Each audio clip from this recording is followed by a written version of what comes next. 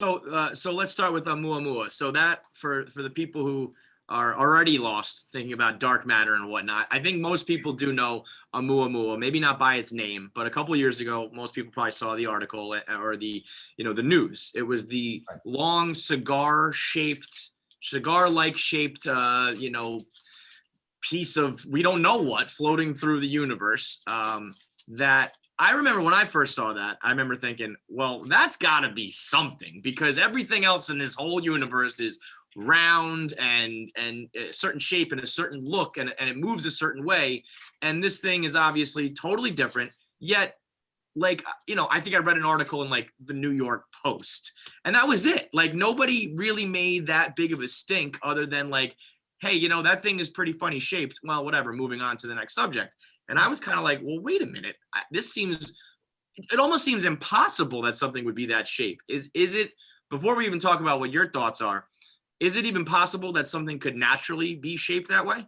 Well, that's an excellent question. So at first, when the object was spotted near the Earth, it's the first object that came from outside the solar system that we noticed near us.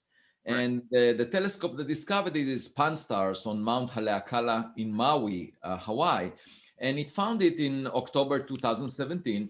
And everyone assumed that it's probably a rock, just like all the rocks that we saw within the solar system, that just ejected from another star and arrived at our neighborhood. Mm-hmm. But as time went on, we collected more data about it. And as you said, it looked like it has a very extreme geometry, shape. Now, it turns out that when you analyze the reflected sunlight, the way we see it is because it reflects sunlight, okay? Mm-hmm. And the amount of light that it reflects changes as it's spinning, as it was tumbling. Just like a piece of paper tumbling in the wind, the amount of area that you see changes, right? And so the strange thing about this object is that the amount of light we receive changed by a factor of 10 as it was spinning. And that's a lot. Even if you imagine a razor thin piece of paper, the chance that you would see an area bigger by a factor of 10. 10, yeah. At some point and compared to another point is quite unusual. And it turns out that if you try to fit the change, the variation in the light that you see, the best fit is actually pancake-shaped object, flat object, not cigar-shaped the way we saw in the popular cartoon.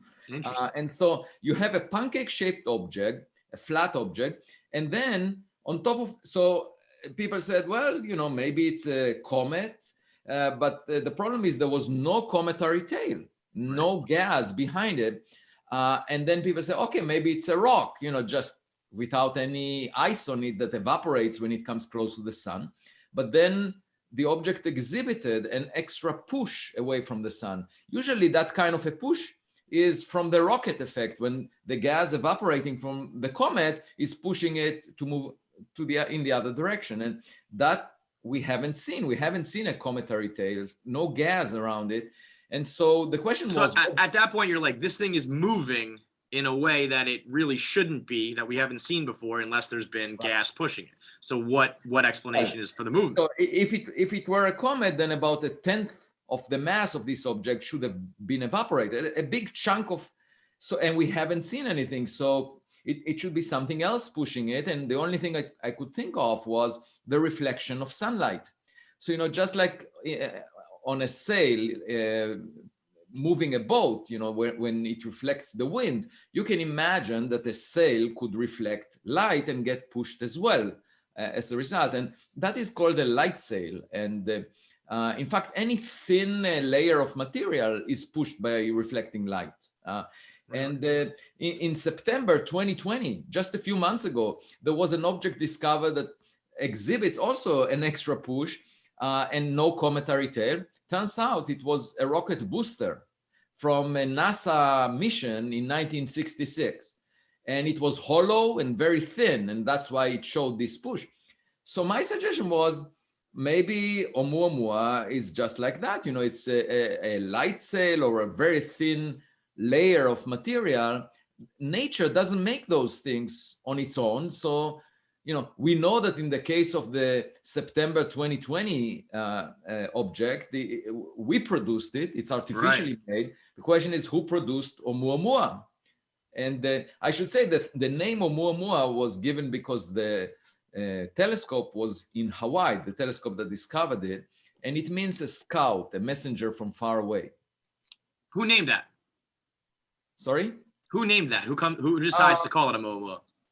Well, there's astronomers involved in the discovery, and there is also an official organization that gives names to objects, and it gave it the name, the first interstellar object that we discovered, 1I. I stands for interstellar.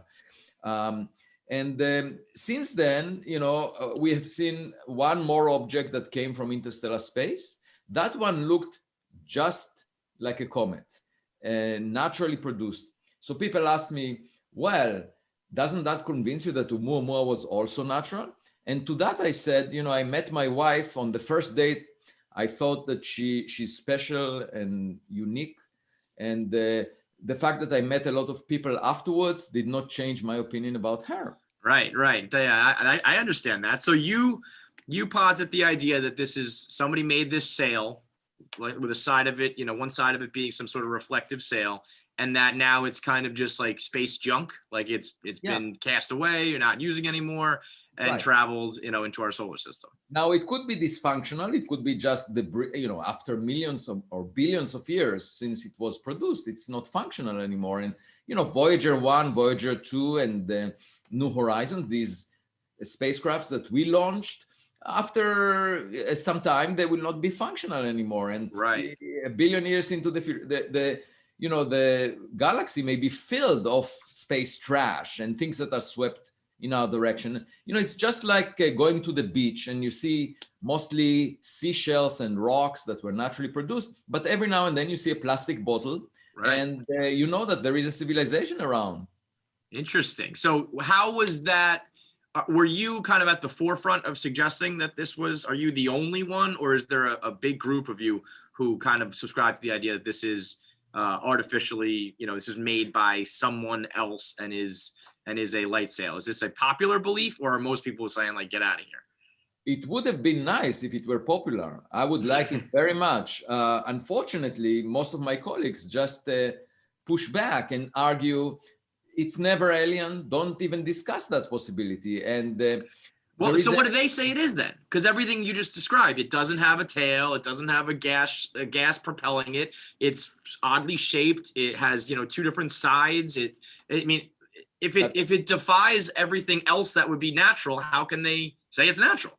Right. So there is a contingency of the mainstream astronomers that simply says business as usual without even getting into the details of that I was describing. But then a few people pay attention to the evidence, and then they try to come up with scenarios that will produce something like that naturally.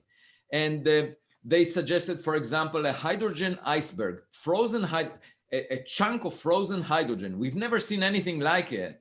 And it needs to be the size of a football field, spinning every 8 hours. And the problem with that idea, the idea was proposed because hydrogen, when it evaporates, it's transparent. You can't see it. So you could have a tail, but you can't see it. Got it. But the problem is that such an object would evaporate very quickly along its journey. It wouldn't survive the journey. We showed that in a paper later on. Right. Another suggestion was a collection of dust particles, sort of a dust cloud, a very porous, so like a dust bunny that you find at home, a very porous object that is pushed by sunlight, but has a lot of area relative to its weight, and therefore it's easy to push it. The problem with that, it needs to be 100 times less dense than air. Okay, so it's very fluffy. And how can that survive millions of years through interstellar space? And then there was another suggestion that maybe it's a fragment, a piece of a bigger object that was ripped apart when it passed close to a star. The problem with that is most likely you would get cigar-shaped objects, elongated objects from such a process, not flat objects. Okay, so as you can see, all of these suggestions that were made by people taking seriously the evidence And by the way, the evidence is scientific, so there is no doubt that it was correct. All of these people had to invoke something that we have never seen before. Right. It's like they're coming up with something equally far-fetched, but because you're using the term extraterrestrial or alien, they write it off. But what they're coming up with is probably even more unrealistic.